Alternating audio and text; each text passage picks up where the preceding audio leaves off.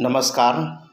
आज मुंशी प्रेमचंद कथा सम्राट, उपन्यास सम्राट, जिनका हिंदी और उर्दू दोनों ही साहित्य पर एक समान अधिकार था, जिन्होंने अपनी लेखनी से परोक्ष रूप से पूरे देश के जनमानस को आंदोलित कर दिया था, उनकी प्रसिद्ध कृति कहानी ईदगाह के साथ मैं हाजिर हूँ। आशा है ये कहानी जो उनकी प्रसिद्ध कृति है सभी को पसंद आएगी। तो इस कहानी को हम लोग शुरू करें। रमज़ान की पृष्ठभूमि है, मुस्लिम पृष्ठभूमि पर लिखा गया है और बाल मनोविज्ञान कि वो कथाकार तो नहीं माने जाते थे, लेकिन ईदगाह एक ऐसी कृति है जो उनके बाल मनोविज्ञान पर जो पकड़ है इसको स्पष्ट करती है, रेखांकित करती है। आइए इस कहानी को हम लोग सभी पात्रों के साथ सहानुभूति के साथ अपने आप को रख करके इस कहानी के एक एक शब्दों का, मुंशी जी के कहे गए बातों का हम लोग आनंद लें। रमज़ान के पूरे 30 रोज़ों के बाद ईद आई है। कितना मनोहर, कितना सुहावना प्रभात है। वृक्षों पर कुछ अजीब हरियाली है, खेतों में कुछ अजीब रौनक है, आसमान पर कुछ अजीब लालिमा है। आज का सूरज देखो कितना प्यारा, कितना शीतल है, मानो संसार को ईद की बधाई दे रहा हो। गांव में कितनी हलचल है, ईदगाह जाने की तैयारियां हो रही है। किसी के कुर्ते में बटन नहीं है, पर उसके घर से सुई तागा लाने दौड़ा जा रहा है।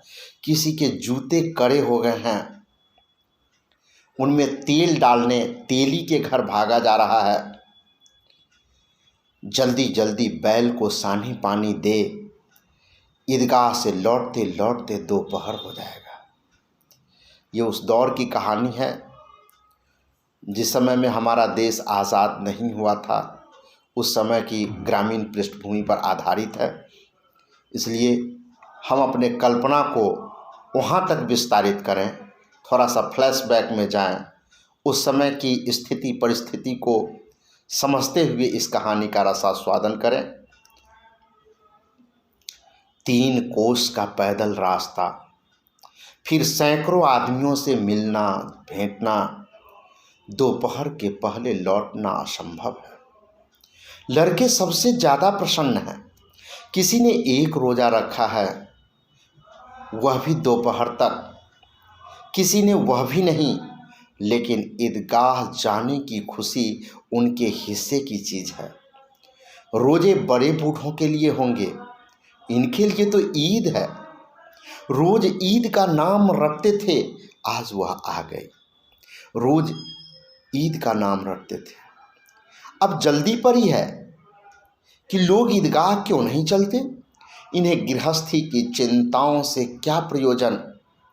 बच्चों के बारे में मुंशी जी कह रहे हैं कि इन्हें घर गृहस्थी, माता पिता, घर परिवार के उलझाव से क्या लेना देना।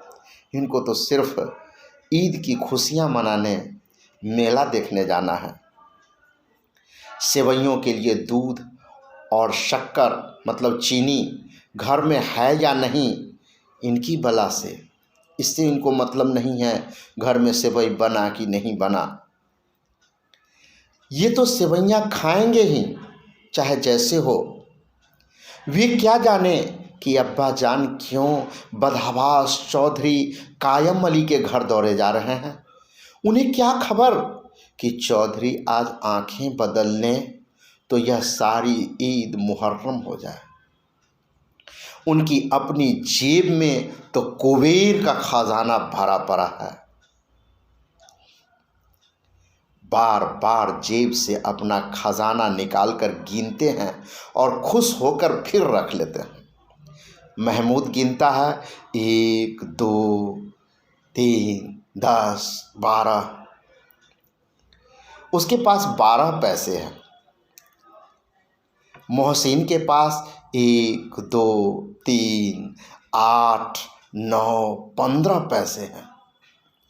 इन्हीं अनगिनत पैसों में अनगिनत चीज़ें लाएंगे, खिलौने, मिठाइयाँ, बिगुल मतलब बाजा, मुंह से फूंक करके बजाने वाला बाजा, बिगुल, गेंद और न जाने क्या क्या।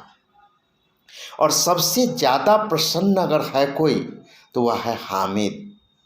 वह 4-5 साल का गरीब सूरत दुबला पतला लड़का, जिसका बाप गत वर्ष मतलब पिछले वर्ष हैजे की भेंट चढ़ गया और माँ न जाने क्यों पीली होती होती एक दिन दुनिया से चल बसी। किसी को पता न चला क्या बीमारी है। कहती भी तो कौन सुनने वाला था। दिल पर जो बीतती थी वह दिल में ही सहती, और जब न सहा गया तो संसार से विदा हो गई। अब हामिद के माता पिता दोनों नहीं हैं। एक बूढ़ी दादी है अमीना, उन्हीं की गोद में वह सोता है और उतना ही प्रसन्न है। उसके अब्बा जान रुपए कमाने गए हैं, बहुत सी थैलियाँ लाकर लेकर आएंगे। अम्मी जान अल्लाह मियाँ के घर से उसके लिए बड़ी अच्छी अच्छी चीज़ें लाने गए हैं, इसलिए हामिद प्रसन्न है। उस अबोध बालक, उस छोटे से बालक को क्या पता मौत क्या चीज़ होती है। उसको दादी ने बता दिया कि माँ अल्लाह के घर गई है, वहाँ से तुम्हारे लिए अच्छे अच्छे खिलौने कपड़े लाएंगे। अब्बा हुजूर बाहर गए हुए हैं, वो लौटेंगे तो तुम्हारे लिए ये चीज़ लाएंगे। बच्चा इसी खुशी में दीवाना है, खुश है कि अब मम्मी आएंगे, अब पापा आएंगे। सचमुच में आशा तो बहुत बड़ी चीज़ है। और फिर वो आशा किसकी? बच्चों की आशा। उनकी कल्पना तो राय को भी पहाड़ बना देती है। हामिद के पाँव में जूते नहीं हैं, सिर पर एक पुरानी धुरानी टोपी है जिसका गोटा काला पड़ गया। फिर भी वह प्रसन्न है, खुश है, मस्त है। अब उसके अब्बा जान थैलियाँ और अम्मी जान नियामतें लेकर आएंगे तो वह दिल के अरमान निकाल लेगा। जब अब्बा जान और अम्मी जान आएंगी तो जो जो मन में होगा, जो जो दिल में अरमान होगा, सब पूरा होगा। इस खुशी में वो बच्चा खुशी से उछल कूद रहा है, मेला जाने की तैयारी कर रहा है। तब देखेगा महमूद, उस समय देखेगा जब मम्मी पापा आ जाएंगे हमारे, तब देखेगा महमूद, मोहसिन, नूरे और सम्मी कहाँ से उतने पैसे निकालेंगे। अभागिनी अमीना अपनी कोठरी में बैठी रो रही है। आज ईद का दिन और उसके घर में दाना नहीं। आज आबिद होता तो क्या इसी तरह ईद आती और चली जाती। इस अंधकार और निराशा में वह डूबी जा रही है। किसी ने बुलाया था इस निगोरी ईद को। इस घर में उसका काम नहीं, लेकिन हामिद, उसे किसी के मरने जीने से क्या मतलब। उसके अंदर तो प्रकाश है, रोशनी है, और बाहर आशा है, उम्मीद है। विपत्ति अपना सारा दल बल लेकर आए, हामिद की आनंद भर चितवन उसका विध्वंस कर देगी। हामिद भीतर जाकर दादी से कहता है, तुम डरना नहीं अम्मा, मैं सबसे पहले जाऊंगा, बिल्कुल न डरना। अमीना का दिल कचोट रहा है। गांव के बच्चे अपने अपने बाप के साथ जा रहे हैं। हामिद का बाप अमीना के सिवा और कौन है? उसे कैसे अकेले मेले में जाने दे? उस भीड़ भाड़ में बच्चा कहीं खो जाए तो क्या हो? नहीं नहीं, अमीना उसे यूं न जाने देगी। नन्ही सी जान 30 कोस चलेगा कैसे? पैर में छाले पड़ जाएंगे, जूते भी तो नहीं हैं। वह थोड़ी थोड़ी दूर पर उसे गोद ले लेगी। लेकिन यहाँ सेवइयाँ कौन पकाएगा? पैसे होते तो लौटते लौटते सब सामग्री जमा करके चटपट बना लेती। यहाँ तो घंटों चीज़ें जमा करते लगेंगे। मांगे ही का क्या भरोसा? मांगे ही का तो भरोसा ठहरा। मतलब मांगेंगे तभी तो कुछ घर में आ पाएगा, सेवई भी बन पाएगा। सिर्फ मांगने पर ही भरोसा है। उस दिन फ़हीमन के कपड़े सिए थे, 8 आने पैसे मिले थे। उस अठन्नी को ईमान की तरह बचाती चली आती थी इसी ईद के लिए। लेकिन कल ग्वालन सिर पर सवार हो गई तो क्या करती? हामिद के लिए कुछ नहीं है तो 2 पैसा का दूध तो चाहिए ही। अब तो कुल 2 आने पैसे बच रहे हैं। 3 पैसे हामिद की जेब में, 5 पैसा अमीना के पटवे में। यही तो विसात है और ईद की स्थिति है, ईद का त्यौहार है। अल्लाह ही बेड़ा पार लगाए। धोवन और नाइन, मेहतारिनी और चुड़िहारिन सब आएगी। सभी को सेवइयाँ चाहिए और थोड़ा किसी की आँखों नहीं लगता। किस किस से मुँह चुराएगी? और मुँह क्यों चुराए? साल भर का त्यौहार है। जिंदगी खैरियत से रहे, उसकी तकदीर भी उसी के साथ है। बच्चे को खुदा सलामत रखे, ये दिन भी कट जाएंगे। गांव से मेला चला और बच्चों के साथ हामिद भी जा रहा था। कभी सबके सब दौड़कर आगे निकल जाते, फिर किसी पेड़ के नीचे खड़े होकर साथ वाले का इंतज़ार करते। ये लोग क्यों इतना धीरे चल रहे हैं? हामिद के पैरों में तो जैसे पर लगे हुए हैं। वह कभी थक सकता है? शहर का दामन आ गया। सड़क के दोनों ओर अमीरों के बगीचे हैं। पक्की चार दीवारी बनी हुई है। पेड़ों में आम और लीचियां लगी हुई है। कभी कभी कोई लड़का कंकड़ी उठाकर आम पर निशाना लगाता है। माली अंदर से गाली देता हुआ निकलता है। लड़के वहाँ से 1 फरलांग दूर है। खूब हंस रहे हैं। माली को कैसा उल्लू बनाया है। बड़ी बड़ी इमारतें आने लगी। यह अदालत है, यह कॉलेज है, यह क्लब घर है। इतने बड़े कॉलेज में कितने लड़के पढ़ते होंगे? सब लड़के नहीं है जी, बड़े बड़े आदमी हैं सब। उनकी बड़ी बड़ी मूछें हैं। इतने बड़े हो गए अभी तक पढ़ने जाते हैं। न जाने कब तक पढ़ेंगे और क्या करेंगे इतना पढ़कर। हामिद के मदरसे में 2-3 बड़े बड़े लड़के हैं, बिल्कुल 3 कौड़ी के। रोज मार खाते हैं, काम से जी चुराने वाले। इस जगह भी उसी तरह के लोग होंगे और क्या। देखिए बच्चों का मनोविज्ञान, बच्चे क्या सब सोच रहे हैं। क्लब घर में जादू होता है। सुना है यहाँ मुर्दे की खोपड़ियाँ दौड़ती है और बड़े बड़े तमाशे होते हैं, पर किसी को अंदर नहीं जाने देते। और यहाँ शाम को साहब लोग खेलते हैं, बड़े बड़े आदमी खेलते हैं, मूंछों दाढ़ी वाले। और मेमे भी खेलती है साथ में। मेमे मतलब मेम साहब, उनकी पत्नियाँ, महिलाएं भी खेलती हैं। हमारी अम्मा की वह दे दो, क्या नाम है, बैट, तो उसे पकड़ ही न सके। बच्चा सोचता है, हामिद सोचता है, जो यदि हम अपनी अम्मा को मतलब माँ को बैट दे दें तो पकड़ ही नहीं सकेगी। और यहाँ कैसे सब खेलते हैं, यहाँ की मेमे खेलती हैं। है ना, मेम साहब खेलती हैं, घुमाते ही लुढ़क न जाए, कहीं ऐसा ना हो जो दादी बैट पकड़ी और घुमाते ही गिर जाए, लुढ़क जाए। महमूद ने कहा, हमारी अम्मी जान के तो हाथ कांपने लगेंगे, अल्लाह कसम। मोहसिन बोला, चलो मनो आटे पीस डालती है, जरा सा बैट पकड़ लेगी तो हाथ कांपने लगेंगे। सैकड़ों घड़े पानी रोज निकालती है, 5 घड़े तो भैंस पी जाते हैं। किसी मेम को 1 घड़ा पानी भरना पड़े तब तो पता चले।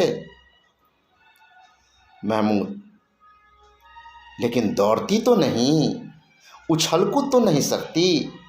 मोहसिन, हाँ उछल कूद नहीं सकती, लेकिन उस दिन मेरी गाय खुल गई थी और चौधरी के खेत में जा बड़ी थी तो अम्मा इतनी तेज दौड़ी कि मैं उन्हें पा न सका, सच कहता हूँ। आगे चले, हलवाइयों की दुकान शुरू हो गई। आज खूब सजी हुई थी, इतनी मिठाइयाँ कौन खाता है। देखो ना, एक एक दुकान पर मनो होंगी, मतलब 1 मन 40 किलो का होता है, लगभग 40 किलो। बच्चे कल्पना कर रहे हैं, जो मनो मतलब कई मन मिठाइयाँ होंगी दुकानों में, इतनी मिठाई कौन खाता है। गांव में आज भी अनाज को मन में ही लोग आंकते हैं। खेत में जो उत्पादन होता है उसके बारे में गांव में कहते हैं, जो कट्ठा में कितना मन होता है उसको मनजाय कहते हैं। आज भी ये प्रचलन में है, तो इसलिए बच्चा भी उसी परिवेश में रहता है, तो और इसी से तुलना करके ये पूछ रहा है, कह रहा है जो मिठाई तो यहाँ पर मनो होगी। सुना है रात को जिन्नात खरीद कर ले जाते हैं। जिन्नात का मतलब जो स्वर्ग के जो दूत हैं, परियां हैं, वो खरीद करके ले जाते हैं, ऐसे बच्चे कल्पना कर रहे हैं। अब्बा कहते थे कि आधी रात को एक आदमी दुकान पर आता है और जितना माल बचा होता है सब खरीद कर ले जाता है और सचमुच का रुपया देता है, बिल्कुल ऐसे ही रुपया। हामिद को यकीन नहीं आया, विश्वास नहीं हुआ। कहा, ऐसे रुपए जिन्नात को कहाँ मिल जाएंगे। तो मोहसिन ने कहा, जिन्नात को रुपए की क्या कमी, जिस खजाने में चाहे चले जाएं। लोहे की दरवाजे इन्हें नहीं रोक सकती है जनाब। आप हैं किस फेर में। मतलब जिन्नात इतना शक्तिशाली होते हैं लोगों की कल्पनाओं में कि उसको लोहा का दरवाज़ा भी नहीं रोक सकता है, वो जो चाहे वो कर सकता है। आज भी गांव में जो पूजा वगैरह होता है, जिसमें भगत का कर्तव्य दिखाया जाता है, भक्तई किया जाता है, उसमें भगत जी कुछ सामानों को बरसाते हैं और उनका कहना ये होता है कि जिन्न को भेज करके किसी भी दुकान से जो इच्छा होगी वो सामान हम मंगाते हैं और उसी को यहाँ पर बताते हैं। पता नहीं ये सच है या गलत है, आज तक समझ में मुझे नहीं आया जो ये कैसे होता है। लेकिन देखे हैं जो जैसे कि सभी समुदाय के जो पूजा होते हैं, बृहत पूजा, जैसे राजा सलहेश भगवान का पूजा हो, फेकू दयाराम जी का पूजा हो, उसमें इस ढंग का भगत कर्तव्य दिखाते हैं और लोग बड़े चाव से देखते हैं। काजू, किशमिश, मिश्री, मिठाई, माला, ये सब बरसाते हुए दिखाया जाता है। और हम लोगों ने भी देखा है, कहा तो सिर्फ यही जाता है कि रात का समय हो या कभी भी हो, जिन्न को पैसा दे करके भेजा जाता है और वो संबंधित दुकान में जा कर के जिस दुकान की इच्छा हो उस दुकान से रसीद के साथ सामान को खरीद करके यहाँ भेजते हैं। पता नहीं ये कैसे संभव हो पाता है, इसको वैज्ञानिक ढंग से जांचने की आवश्यकता है। हम नहीं समझ पा रहे हैं, आस्था के वशीभूत होकर के इसे सिर्फ स्वीकार रहे हैं, होता है। मोहसिन ने कहा,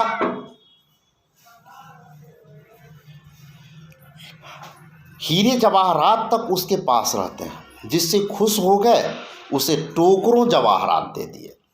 अभी यहीं बैठे हैं, 5 मिनट में कलकत्ता पहुंच जाए। इसी के बारे में मोहसिन कह रहा है। हामिद ने फिर पूछा, जिन्नात बहुत बड़े बड़े होते होंगे? मोहसिन, एक एक आसमान के बराबर होते हैं जी। जमीन पर खड़ा हो जाए तो उसका सिर आसमान से जा लगे, मगर चाहे तो एक लोटे में घुस जाए। हामिद, लोग उन्हें खुश कैसे करते होंगे? कोई मुझे वह मंत्र बता दे तो एक जिन्न को खुश कर दूं। मोहसिन, अब यह तो मैं नहीं जानता, लेकिन चौधरी साहब के काबू में बहुत जिन्नात है। कोई चीज़ चोरी जाए, चौधरी साहब उसका पता लगा देंगे और चोर का नाम भी बता देंगे। जुमरात का बछवा उस दिन खो गया था, जुमराती का बछवा उस दिन खो गया था। 3 दिन हैरान हुए, कहीं न मिला। तब झक मारकर चौधरी के पास गए। चौधरी ने तुरंत बता दिया कि मवेशी खाने में है, और वहीं मिला। जिन्नात आकर उन्हें सारे जहान की खबर दे जाते हैं। अब उसकी समझ में आ गया कि चौधरी के पास क्यों इतना धन है और क्यों उनका इतना सम्मान है। आगे चले। यह पुलिस लाइन है। यहीं सब कांस्टेबल कवायद करते हैं, कसरत करते हैं, लेफ्ट राइट तरह तरह की कसरत करते हैं। रटन फाम फो, रात को बेचारे घूम घाम कर पहरा देते हैं, कहीं चोरियां हो जाए। मोहसिन ने प्रतिवाद किया। मोहसिन ने बीच में ही बात को काटते हुए बोला, यह कांस्टेबल पहरा देते हैं, तभी तुम बहुत जानते हो।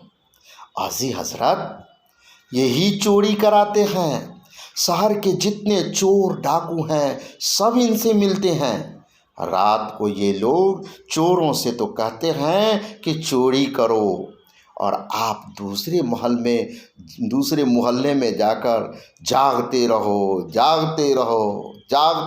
कहते रहते हैं। अभी इन लोगों के पास इतने रुपए आते हैं। मेरे मामू एक थाने में कांस्टेबल हैं, कांस्टेबल मतलब पुलिस हैं, दरोगा हैं, सिपाही हैं। 20 रुपये महीने पाते हैं, लेकिन 50 रुपये घर भेजते हैं। अल्लाह कसम, मैंने एक बार पूछा था कि मामू आप इतना रुपये कहाँ से लाते हैं? हंसकर कहने लगे, बेटा अल्लाह देता है। फिर आप ही बोले, हम लोग चाहें तो एक दिन में लाखों मार लें। हम तो उतना ही लेते हैं जितनी अपनी बदनामी न हो और नौकरी न चली जाए। हामिद ने पूछा, यह लोग चोरी करवाते हैं तो कोई इन्हें पकड़ता क्यों नहीं? मोहसिन उसकी नादानी पर दया दिखाकर बोला, अरे पागल, इन्हें कौन पकड़ेगा?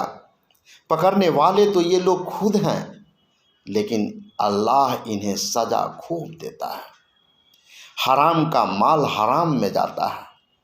थोड़े ही दिन हुए, मामू के घर आग लग गई। सारी लेई पूंजी गई गोल, एक बर्तन न बचा। कई दिन पेड़ के नीचे सोए। अल्लाह कसम, पेड़ के नीचे। फिर न जाने कहाँ से 100 कर्ज लाए, तब बर्तन बासन सब खरीद के लाए।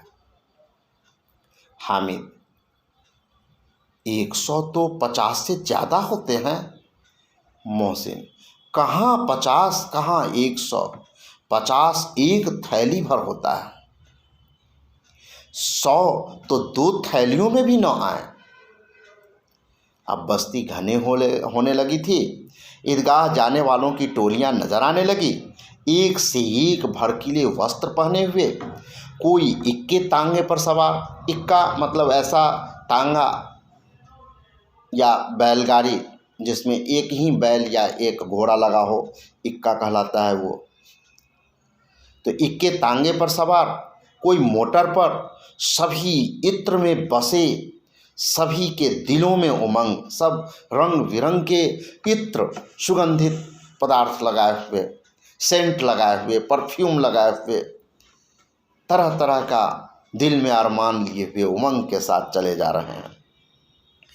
ग्रामीणों का यह छोटा सा दल, जिसमें हामिद है, अपनी विपन्नता से बेखबर, अपनी लाचारी, गरीबी, बेबसी, जो मोटर कार नहीं है, जेब में पर्याप्त पैसे नहीं हैं, अच्छे कपड़े नहीं हैं, पैदल जा रहे हैं, उतना सजे धजे नहीं हैं, इस विपन्नता से बेखबर होकर संतोष और धैर्य से मगन चला जा रहा था। बच्चों के लिए नगर की सभी चीज़ें अनोखी थी, जिस चीज़ की ओर ताकते ताकते ही रह जाते, और पीछे से बार बार हॉर्न की आवाज़ होने पर भी न चेतते। हामिद तो मोटर के नीचे आते आते बचा। बच्चे लोग पहली बार बाजार की तरफ गए। अब जिधर देख रहे हैं उधर देखते ही जा रहे हैं, सीधे सड़क पर चल रहे हैं। अब इसी स्थिति में हामिद बच गया, मोटर के नीचे आ जाता। इसकी दादी अमीना घर पर ही घबरा रही थी, जो हामिद अकेले कैसे मेला जाएगा, कोई हादसा हो जाता तब। सहसा ईदगाह नजर आया। ऊपर इमली के घने वृक्षों की छाया है, नीचे पक्का फर्श है, मतलब पक्का चबूतरा बना हुआ है, जिस पर जाजिम बिछा हुआ है, और रोजेदारों की पंक्तियां एक के पीछे एक न जाने कितनी दूर तक चली गई है। पक्की जगत के नीचे, जगत माने कुआं, पक्की कुआं के नीचे तक, जहां जाजिम भी नहीं है, नए आने वाले आकर पीछे की कतार में खड़े हो रहे हैं। आगे जगह नहीं है, यहाँ कोई धन और पद नहीं देखता, इस्लाम की निगाह में सब बराबर है। इन ग्रामीणों ने भी वुज़ू किया, पिछली पंक्ति में खड़े हो गए। कितना सुंदर संचालन है, कितनी सुंदर व्यवस्था। लाखों सिर एक साथ सिजदे में झुकते हैं और एक साथ घुटनों के बल बैठ जाते हैं। कई बार यही क्रिया होती है, जैसे बिजली की लाखों बत्तियां एक साथ प्रदीप्त हो, मतलब जल जाए, एक साथ जल जाए और एक साथ बुझ जाए, और यही क्रम चलता रहे। कितना अपूर्व, कितना मनोहारी दृश्य था वह, जिसकी सामूहिक क्रियाएं, एक साथ होने वाली क्रियाएं, विस्तार और अनंतता, जिसका कोई अंत दिखाई नहीं पड़ रहा हो, हृदय को श्रद्धा, गर्व और आत्मानंद से भर देती है।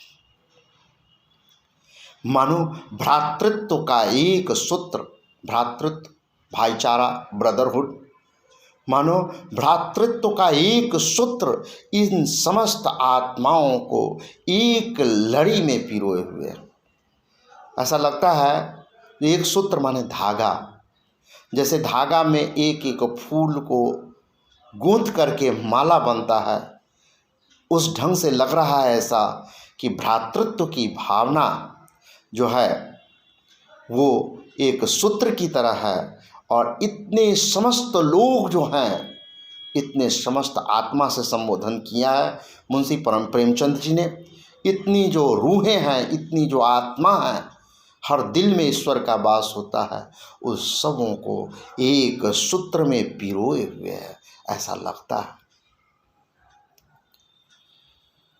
नमाज खत्म हो गई है, लोग आपस में गले मिल रहे हैं।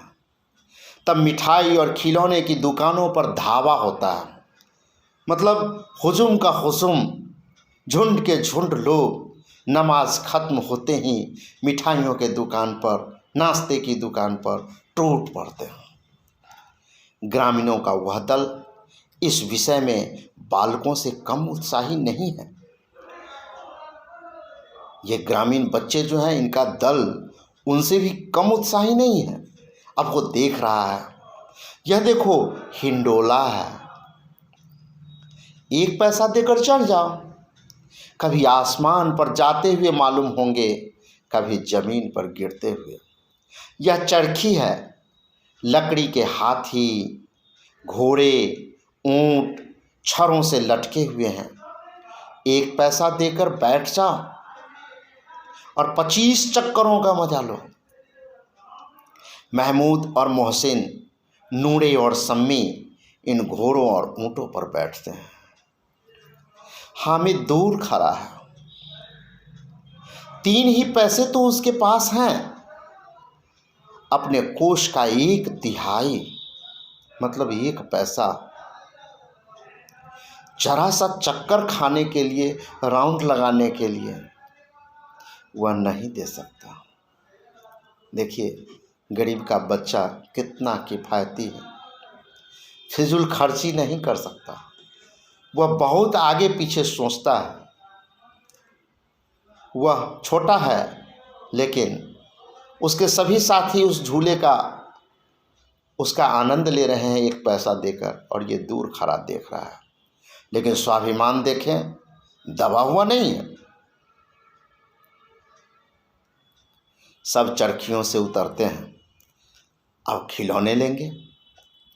इधर दुकानों की कतार लगी हुई है, एक लाइन से दुकान सब सजी हुई है, तरह तरह के खिलौने हैं। सिपाही और गुजरिया, राजा और वकील, भिश्ती और धोबिन। भिश्ती मतलब बाजा बजाने वाले, शादी विवाह मांगलिक अवसरों पर या किसी मौके पर जो बाजा बजाते हैं, शहनाई हो या फिर अंग्रेजी बाजा हो, ये सब भिश्ती। या पहले एक बैग पाइप होता था जो कांख के नीचे दबा करके और उसको बजाया जाता था। ऐसे लगता था जे कोई बकरी का बच्चा है, वो बिगुल, उसे वही भिश्ती हुआ। उसी को भिश्ती कहते हैं, बजाने वाले को, बैग पाइपर। तो भिश्ती और धोबिन और साधु, वाह कितने सुंदर खिलौने हैं, सब ही लेना चाहते हैं। अहमद सिपाही लेता है, खाकी वर्दी और लाल पगड़ी वाला, कंधे पर बंदूक रखे हुए। मालूम होता है कि अभी कवायद किए चले जा रहा है, लेफ्ट राइट करते हुए चला आ रहा है। मोहसिन को भिश्ती पसंद आई, कमर झुकी हुई, ऊपर मशक रखे हुए, मशक का मुंह 1 हाथ से पकड़े हुए, कितना प्रसन्न है। शायद कोई गीत गा रहा है, बस मशक में पानी उड़ेलना चाहता है, उस मशक में पानी भरना होता है, पानी उड़ेलना चाहता है। नूरे को वकील से प्रेम है, कैसी विद्वता है उसके मुख पर, काला लिबास, काला चोंगा, कानून का पोथा लिए हुए। मालूम होता है अभी किसी अदालत में जिरह या बहस किए चले आ रहे हैं, ऐसा एक्शन वाला वकील का मूर्ति है। यह सब 2-2 पैसे के खिलौने हैं। हामिद के पास तो कुल 3 पैसे हैं। अभी हम लोग देखे कि किस प्रकार से झूला पर वो नहीं चढ़ा, 1 पैसा देना था, सभी साथी चढ़े। अब ये 2-2 पैसे के खिलौने हैं। अब देखते हैं हामिद क्या निर्णय लेता है। इतने महंगे खिलौने वह कैसे ले? खिलौना कहीं हाथ से छूट पड़े, देखो सोच रहा है, खिलौना कहीं हाथ से छूट पड़े तो चूर चूर हो जाए, जरा पानी पड़े तो सारा रंग धुल जाए, ऐसे खिलौने लेकर वह क्या करेगा, किस काम के। मोहसिन कहता है, मेरा भिश्ती रोज पानी दे जाएगा सांझ सवेरे। भिश्ती पानी ढोने वाले को भी यहाँ कहते हैं।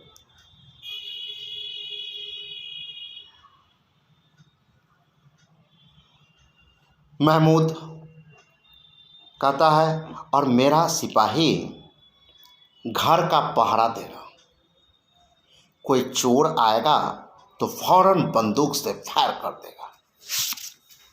ये महमूद बोलता है। नूरे कहता है, और मेरा वकील खूब मुकदमा लड़ेगा सम्मी, और मेरी धोबिन रोज कपड़े धोएगी। हामिद खिलौनों की निंदा करता है। देखिए, हामिद के पास 3 पैसा ही है। दोस्तों के खरीदने के बावजूद क्या इस छोटे बच्चे का मन नहीं किया होगा किसी खिलौने को खरीद लेने का? लेकिन ये छोटा बच्चा बड़ा ही सोच समझ करके निर्णय लेता है कि नहीं, ये खिलौना नहीं लेना है। आत्म स्वाभिमान, अपना गौरव का भी रक्षा हो अपने दोस्तों के बीच में, इसलिए अपने दोस्तों को जो तर्क प्रस्तुत करता है, ये काफ़ी दिल को चुभोने वाली है। कि मुंशी प्रेमचंद जी की जो कल्पना का रेंज है, जो कल्पनाशीलता है, उसको कहाँ तक खींच के ले जाते हैं, ज़रा इसको हम लोग देखें। कहता है हामिद, मिट्टी ही के तो हैं, गिरें तो चकनाचूर हो जाए, लेकिन ललचाई हुई आंखों से उन खिलौनों को देख रहा है और चाहता है कि जरा देर के लिए उन्हें हाथ में ले सकता। उसके हाथ अनायास ही लपकते हैं, लेकिन लड़के इतने त्यागी नहीं होते, विशेषकर जब अभी नया शौक हो। इसमें कोई समझौता नहीं, पैसा उसने दिया है, खरीदा है, और उसके साथ उसका नाता है, अपने मित्र को भी छूने नहीं देता। हामिद ललचाया रह जाता है, ललचाता रहता है। अब देखिए, खिलौना का तो हम हाल देख लिए, हामिद की मन स्थिति क्या थी। अब देखें, ये खिलौनों के बाद मिठाइयों का दुकान आता है, जहाँ सभी बच्चे घर से तरह तरह मन में कल्पनाओं को लेकर के यहाँ पहुँचे कि ये मिठाई खाएंगे, वो खाएंगे। ज़रा देखें सभी उनके साथी क्या करते हैं और हामिद क्या करता है।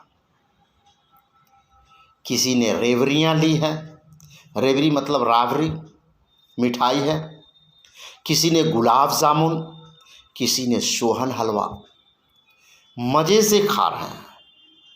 सोहन हलवा, सन पापड़ी, सोन पापड़ी। हामिद बिरादरी से पृथक है, जिस समूह के साथ बड़े ही जोश व खरोश के साथ वह मेला आया, वह समूह कोई रेवड़ी खा रहा है, कोई सोहन हलवा खा रहा है, कोई जलेबी खा रहा है, कोई गुलाब जामुन खा रहा है, और हामिद उस ग्रुप से थोड़ा अलग हट के खड़ा है। अभागे के पास 3 पैसे ही हैं, क्यों नहीं कुछ लेकर खाता। ललचाई आंखों से सबकी ओर देखता है। मोहसिन कहता है, हामिद रेवड़ी ले जा, ले खो।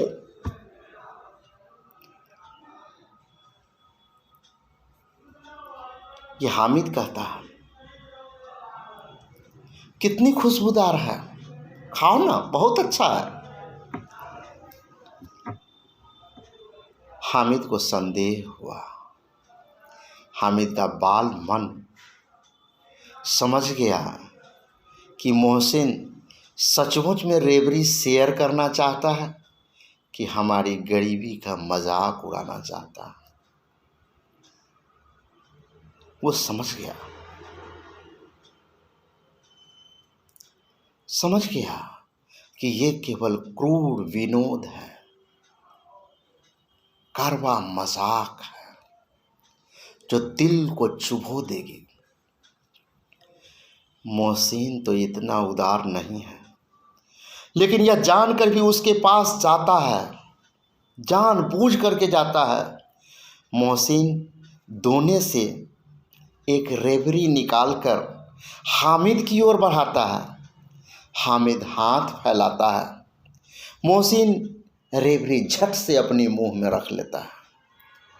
महमूद, नूरे और सम्मी इस गतिविधि को देख करके, इस एक्शन को देख करके खूब ताली बजा बजा करके हंसते हैं। उन बच्चों को ये पता नहीं कि ये क्रूर विनोद, ये मजाक हामिद के दिल पर किस ढंग से गुजरा होगा, हामिद को कैसा लगा होगा।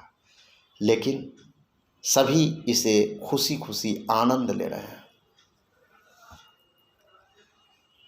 यहीं पर एक शब्द आता है इम्यून, प्रतिरोधक क्षमता, और यहीं पर हामिद का इम्यून डेवलप होता है और मन ही मन अपने आप को हीन भाव में नहीं देखता है, वह मन ही मन उचित जवाब को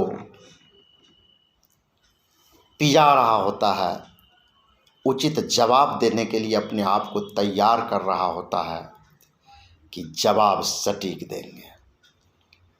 क्योंकि आत्म स्वाभिमान और आत्मसम्मान से बढ़कर के कुछ भी नहीं है। इस मनोविज्ञान को हामिद के रूप में हम लोग समझने का प्रयास करें।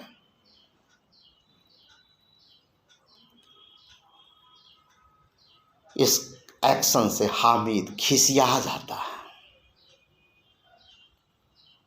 गुस्सा से भर जाता है।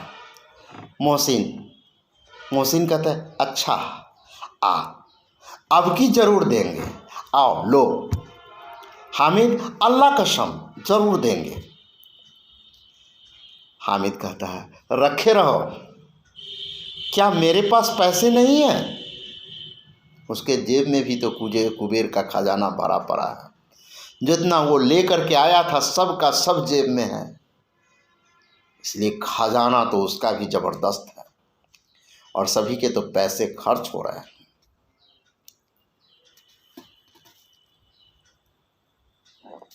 सम्मी कहता है 3 ही पैसे तो है, 3 पैसे में क्या क्या लोगे? अहमद कहा हमसे गुलाब जामुन ले जा हामिद, लो हम गुलाब जामुन तुमको देते हैं, खरीद लो हमसे। मोहसिन बदमाश है। हामिद का जवाब सुनिए। हामिद कहता है मिठाई कौन बड़ी नेमत है जी, मिठाई कौन सी बड़ी चीज़ है? किताब में इसकी कितनी बुराइयां लिखी है। देखिए तर्क बच्चे को याद आया, किताब में कितनी ही बुराइयां लिखी है। तो मोहसिन कहा हाँ, लेकिन दिल में कह रहे होगे कि मिले तो खा लें, अपने पैसे क्यों नहीं निकालते? महमूद हम समझते हैं इसकी चालाकी, जब हमारे सारे पैसे खर्च हो जाएंगे ना तो हमें ललचा ललचा कर खाएगा। महमूद कहता है। अब टर्निंग पॉइंट देखें।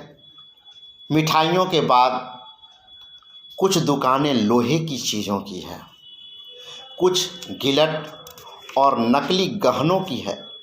लड़कों के लिए यहाँ कोई आकर्षण न था, वे सब आगे बढ़ जाते हैं। हामिद लोहे की दुकान पर रुक जाता है। कई चिमटे रखे हुए थे। उसे ख्याल आया दादी के पास चिमटा नहीं है। तवे से रोटियां उतारती है तो हाथ जल जाता है। अगर वह चिमटा ले जाकर दादी को दे दे तो वह कितनी प्रसन्न होगी, फिर उनकी उंगलियां कभी न जलेंगी, घर में काम की चीज़ हो जाएगी। खिलौनों से क्या फ़ायदा, व्यर्थ में पैसे खराब होते हैं, बेकार में पैसे बर्बाद होते हैं। ज़रा देर ही तो खुशी होती है, फिर तो खिलौने को कोई आंख उठाकर नहीं देखता। ये तो घर पहुंचते पहुंचते टूट फूट कर बराबर हो जाएंगे। चिमटा कितने काम की चीज़ है।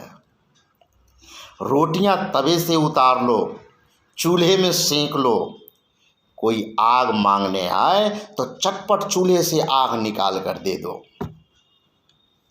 कोई अम्मा बेचारी को कहाँ फुर्सत है कि बाजार आए, इतने पैसे ही कहाँ मिलते हैं। रोज हाथ जला लेती है। हामिद के साथ ही आगे बढ़ गए हैं, सबील पर सबके सब शरबत पी रहे हैं। देखो सब कितने लालची हैं, इतनी मिठाइयाँ ली, मुझे किसी ने एक भी ना दी। हामिद सोच रहा है।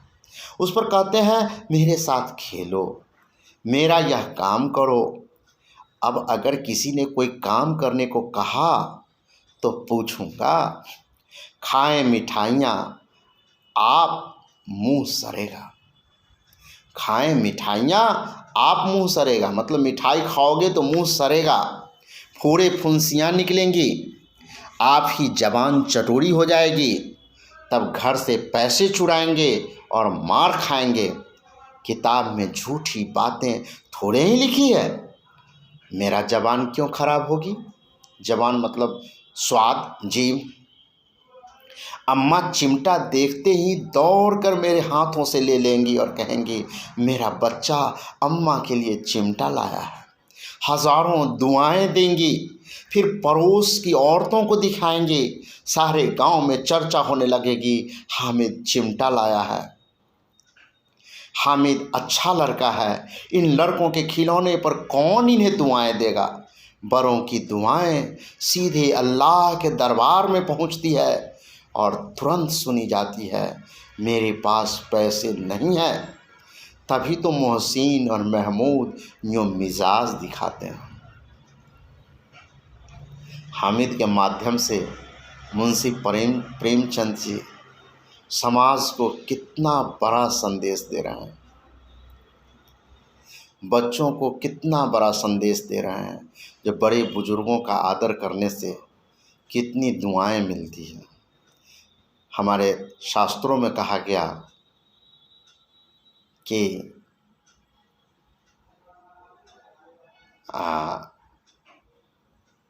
अभिवादनशीलस्य नित्यं वृद्धोपसेविनः चत्वारि तस्य वर्धन्ते आयुर्विद्या यशोबलम।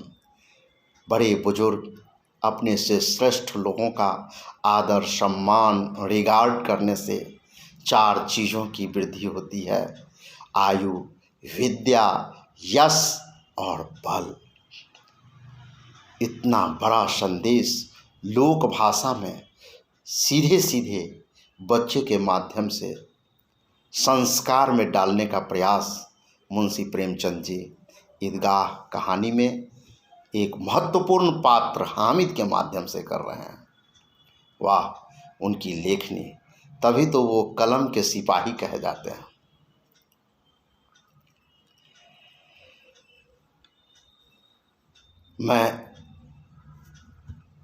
मैं भी इनको मिजाज दिखाऊंगा।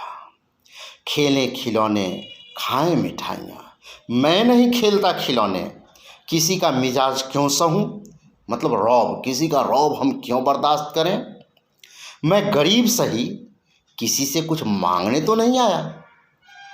आखिर अब्बा जान कभी न कभी आएंगे, अम्मा भी आएंगी, फिर इन लोगों से पूछूंगा कितने खिलौने लोगे। एक एक को टोकरियां खिलौने दूं और दिखा दूं कि दोस्तों के साथ इस तरह का सलूक किया जाता है। यह नहीं कि पैसे की रेवड़ियाँ ली तो चिढ़ा चिढ़ा कर खाने लगे। सब के सब हंसेंगे कि हामिद ने चिमटा लिया है, हंसे मेरी बला से? उसने दुकानदार से पूछा, यह चिमटा कितने की है? दुकानदार ने उसकी ओर देखा और कोई आदमी साथ न देखकर कहा, यह तुम्हारे काम का नहीं है जी।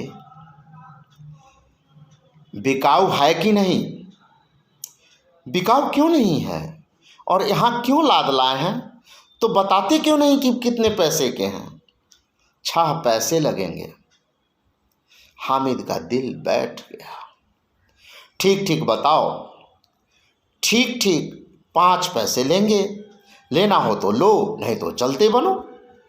हामिद ने कलेजा मजबूत करके कहा, 3 पैसे लोगे? बताइए, हामिद अपना संपूर्ण पूंजी दांव पर लगा दिया एक चिमटे के लिए। 3 ही तो पैसे थे। सुबह का चला हुआ भूखा प्यासा लड़का न जाने कितनी चीज़ों को देखा जो उसके मन को लुभाया। दोस्तों ने उसका मजाक उड़ा करके खाया और ये देखता रहा। मन में इसके तरह तरह का विचार आया, मन में प्रतिरोध विकसित हुआ कि अब्बा अम्मी आएंगे, हम दिखाएंगे, टोकरियां भर भर के खिलौना देंगे, उसे एहसास कराएंगे कि दोस्ती कैसे की जाती है, दोस्तों के साथ कैसा सलूक किया जाता है। और चिमटा के जितने गुण हो सके सबों को याद करके वह निर्णय ले चुका था कि चिमटा ही लेंगे। देखिए, कहते हैं कि अगर इरादा दुरुस्त हो, दृढ़ निश्चय हो, तो संपूर्ण कायनात, पूरी प्रकृति, पूरी सृष्टि उस लक्ष्य को पाने के लिए अपनी ताकत लगा देती है, जिसका उसे खुद अंदाज भी नहीं होता है। देखें, हामिद चिमटा ले पाता है कि नहीं। बहुत ही बेहतरीन टर्निंग पॉइंट है इस कहानी का। यह कहता हुआ वह आगे बढ़ गया था कि दुकानदार की घुड़कियां न सुने, लेकिन दुकानदार ने घुड़कियां नहीं दी, बुलाकर चिमटा दे दिया। हामिद ने उसे इस तरह कंधे पर रखा मानो बंदूक है और शान से अकड़ते हुए संगी साथियों के बीच गया। जरा सुने सबके सब क्या क्या आलोचनाएं करते हैं और हामिद कैसा कैसा तर्क प्रस्तुत करता है अपने दोस्तों के बीच। अपने अपमान का शब्द बाण के द्वारा किस प्रकार बदला लेता है, जरा देखें कहाँ तक मुंशी जी की कल्पनाशीलता है। हामिद ने चिमटा पटक कर कहा, जरा अपनी भिश्ती जमीन पर गिरा दो, सारी पसलियां चूर चूर हो जाएं बच्चा की। महमूद बोला, यह चिमटा कोई खिलौना है? हामिद, खिलौना क्यों नहीं है? अभी कंधे पर रखा तो बंदूक हो गई, हाथ में लिया तो फकीरों का चिमटा हो गया। फकीर साधु हाथ में चिमटा लेकर के चलते हैं, क्योंकि वो जो धूनी लगाते हैं उसमें लिट्टी सेकते हैं, चिमटे से उलट पुलट करते हैं, तो उनका चिमटा एक महत्वपूर्ण साधन है जिसे लेकर के वो चलते हैं। चाहूँ तो उससे मंजीरे का काम ले सकता हूँ। मंजीरा मतलब झाल, उसको ऐसे ऐसे करके बजाएंगे तो उससे शानदार आवाज़ निकलेगा। मंजीरा का भी काम ले सकते हैं। और एक चिमटा जमा दूँ ना तो तुम लोगों के सारे खिलौने की जान निकल जाए। तुम्हारे खिलौने कितना ही जोर लगाए, मेरे चिमटे का बाल बांका भी नहीं कर सकते हैं। बाल बांका मतलब बाल भी टेढ़ा नहीं कर सकते हैं, मतलब हमारा कुछ भी बिगाड़ नहीं कर सकते हैं। मेरा बहादुर शेर है चिमटा। अब देखिए दोस्तों के मन स्थिति।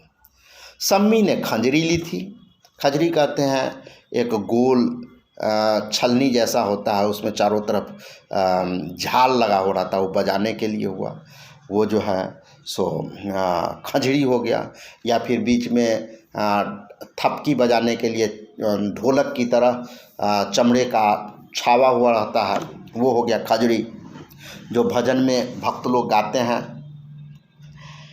प्रभावित होकर बोला, प्रभावित हो गया। एक ही बार में हामिद जो है सबों को प्रभावित कर दिया।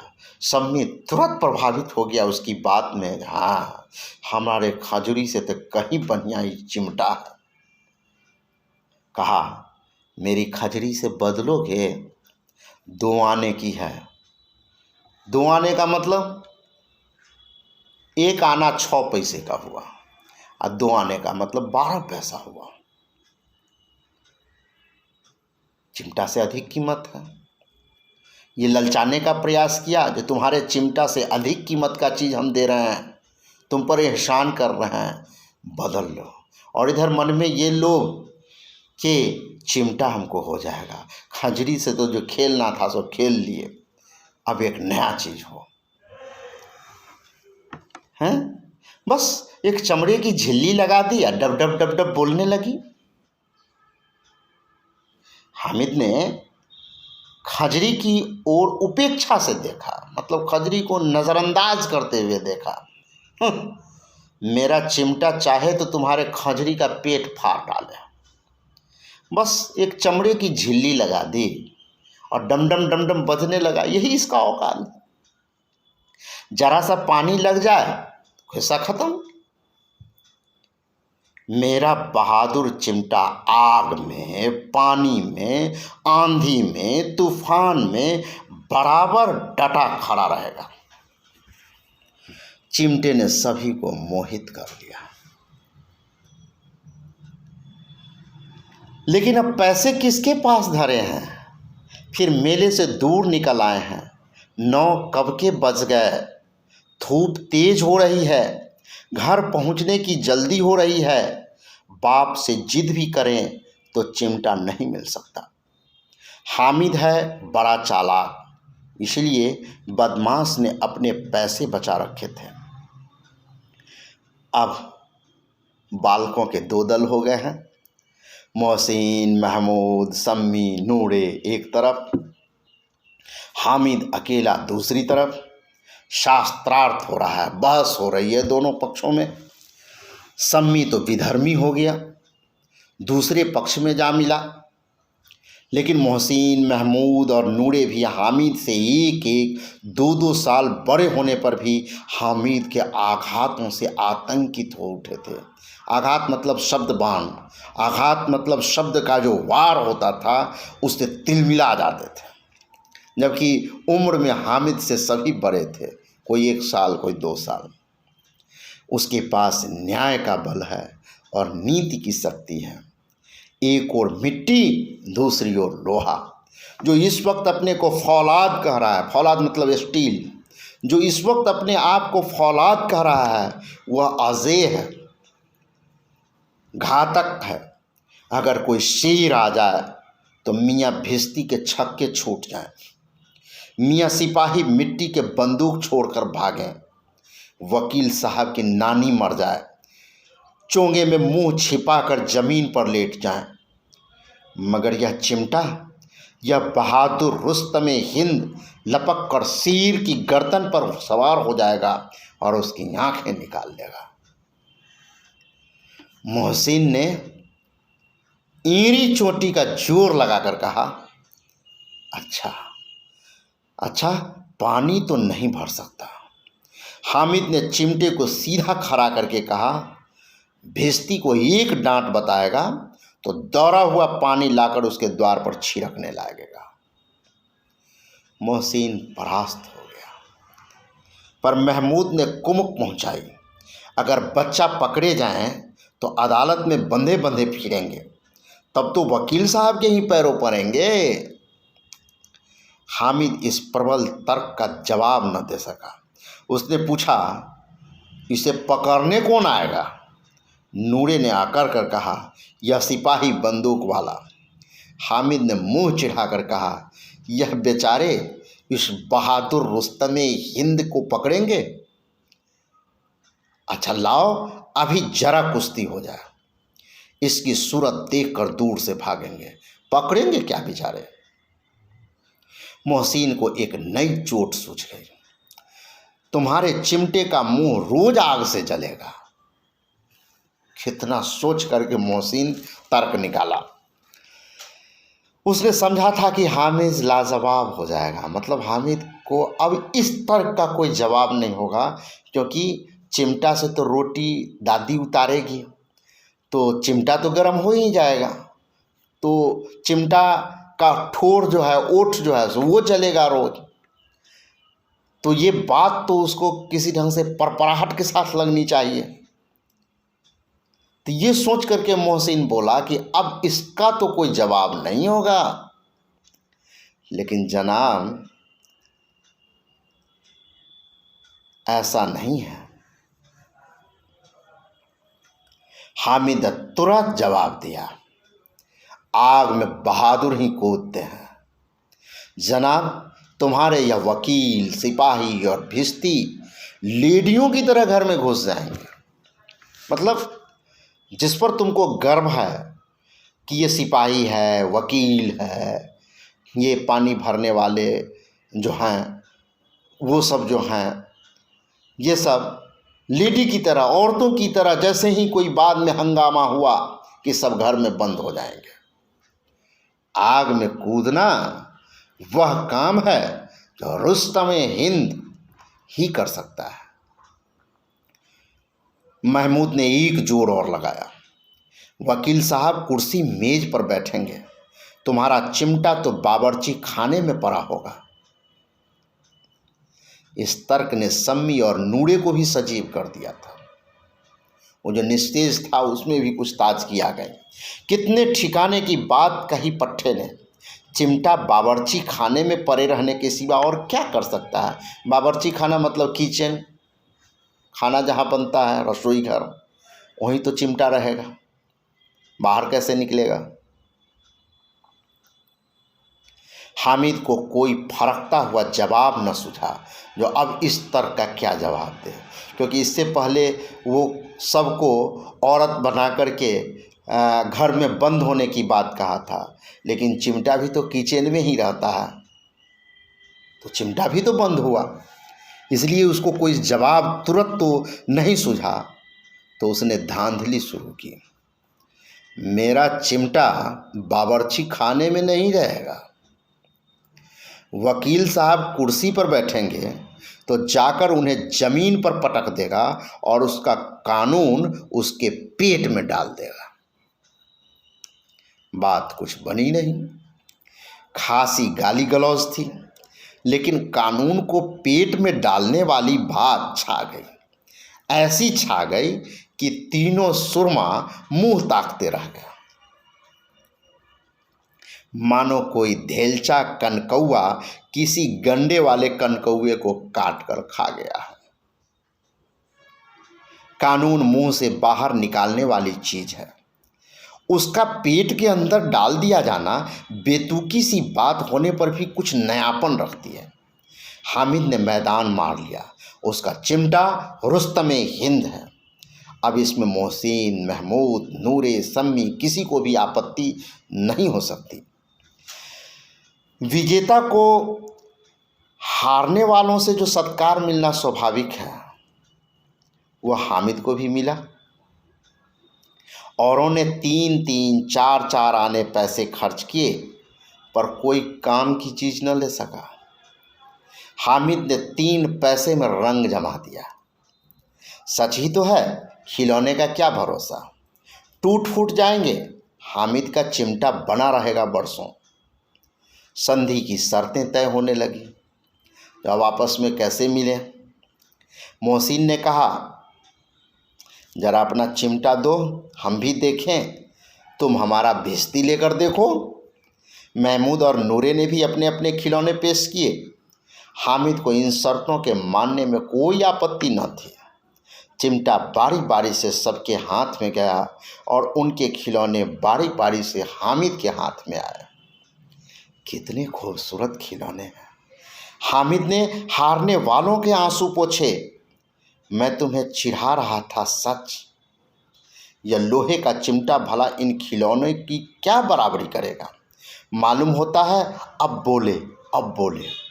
लेकिन मोहसिन की पार्टी को इस दिलासे से संतोष नहीं होता। चिमटे का सिक्का खूब बैठ गया। चिपका हुआ टिकट अब पानी से नहीं छूट रहा था। मोहसिन, लेकिन इन खिलौनों के लिए कोई हमें दुआ तो न देगा। मोहम्मद, दुआ के लिए फिरते हो, उल्टे मार न पड़े। अम्मा जरूर कहेंगी कि मेले में यही मिट्टी के खिलौने तुम्हें मिले। हामिद को स्वीकार करना पड़ा कि खिलौने को देखकर किसी की माँ इतनी खुश न होंगी जितनी दादी चिमटे को देखकर होंगी। 3 पैसों ही में उसे सब कुछ करना था और उन पैसों के इस उपयोग पर पछतावे की बिल्कुल ज़रूरत न थी। फिर अब तो चिमटा रुस्तम हिंद है और सभी खिलौने का बादशाह। रास्ते में महमूद को भूख लगी। उसके बाप ने केले खाने को दिए। महमूद ने केवल हामिद को साझी बनाया। उसके अन्य मित्र मुंह ताकते रह गए। यह उस चिमटे का प्रसाद था। 11 बजे सारे गांव में हलचल मच गई। मेले वाले आ गए। मोहसिन की छोटी बहन ने दौड़कर भिश्ती उसके हाथ से छीन लिया और मारे खुशी के जो उछली तो मियाँ भिश्ती नीचे आ रहे और सुरलोक सिधार गए, मतलब फूट गया। इस पर बहन भाई में मारपीट हुई। दोनों खूब रोए। उसकी अम्मा यह शोर सुनकर बिगड़ी और दोनों को ऊपर से 2-2 चाटे और लगाए। मियाँ नूरे के वकील का अंत उसके प्रतिष्ठा अनुकूल इससे ज़्यादा गौरवमय हुआ। वकील जमीन पर या ताक पर तो नहीं बैठ सकता। ताक मतलब ताखा पर, है ना, नहीं बैठ सकता। उसकी मर्यादा का विचार तो करना ही होगा। दीवार पर 2 खूंटियाँ गाड़ी गई। उन पर लकड़ी का एक पटरा रखा गया। पटरे पर कागज का कालीन बिछाया गया। वकील साहब राजा भोज की भांति सिंहासन पर आ जमे। नूरे ने उन्हें पंखा झलना शुरू किया। अदालतों में खस की टट्टियाँ और बिजली के पंखे होते हैं, क्या यहाँ मामूली पंखा भी ना हो? कानून की गर्मी दिमाग पर चढ़ जाएगी कि नहीं? बांस का पंखा आया और नूरे हवा करने लगे। मालूम नहीं पंखे की हवा से या पंखे की चोट से वकील साहब स्वर्ग लोक से मृत्यु लोक आ रहे और उनका माटी का चोला माटी में मिल गया। वाह, कितना सुंदर वर्णन है। बड़े शोर से मातम हुआ और वकील साहब की अस्थि घूड़े में डाल दी गई। घूड़ा जो अलाव जला करके तापते हैं, उसमें डाल दिया गया। क्या किया जाए। अब रहा महमूद का सिपाही। उसे चटपट गांव का पहरा देने का चार्ज मिल गया। लेकिन पुलिस का सिपाही कोई साधारण व्यक्ति तो था नहीं जो अपने पैरों चले। वह पालकी पर चलेगा। एक टोकरी आई, उसमें कुछ लाल रंग के फटे पुराने चिथड़े बिछाए गए, जिसमें सिपाही साहब आराम से लेटे। नूरे ने यह टोकरी उठाई और अपने द्वार का चक्कर लगाने लगे। उसके दोनों भाई सिपाही की तरफ से सोने वाले जागते रहो पुकारते रहे। सोने वाले जागते रहो, इस ढंग का खेल किया। मगर रात तो अंधेरी होनी ही चाहिए। महमूद को ठोकर लग जाती है। टोकरी उसके हाथ से छूटकर गिर पड़ती है और मियाँ सिपाही अपनी बंदूक लिए ज़मीन पर आ पड़ते हैं और उनकी एक टांग में विकार आ जाता है।